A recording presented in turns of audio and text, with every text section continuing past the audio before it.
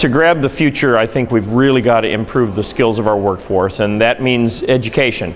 There are things that we can do to improve the efficiency with which we deliver education, but I also say, you know, it's going to cost money, and so I talked about reforms of our tax system to try to stabilize revenues, because our tax revenues are way, way down in recent years.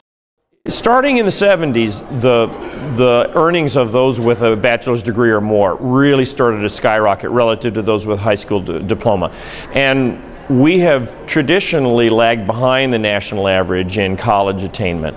And so that's meant that right now all the richest states are the states with a very highly educated population. A lot of them, I particularly point to Massachusetts, but other states in the Northeast and on the West Coast, we're sort of middle of the pack or even a little bit below the average, and that meant that we have not been well suited to take advantage of those changes. We really built our economy around a manufacturing-based world of the 50s, and we were very successful with it, but it hasn't worked so well for us recently.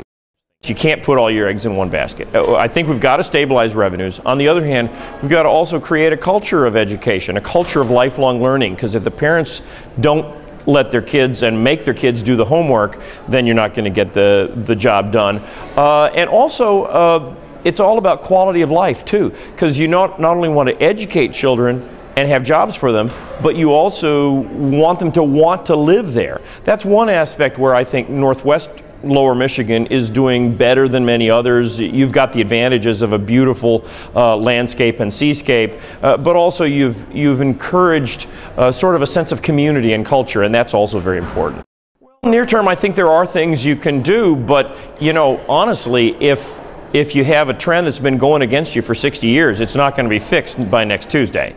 And so I do put a lot of focus on the long term. But in the near term, I do like Governor Snyder's proposal for reduced business taxation and a more streamlined system of business taxation. I'm just concerned that we also need to find revenues elsewhere in our revenue system to make sure that we can make those investments in education and also in transportation infrastructure and other aspects too.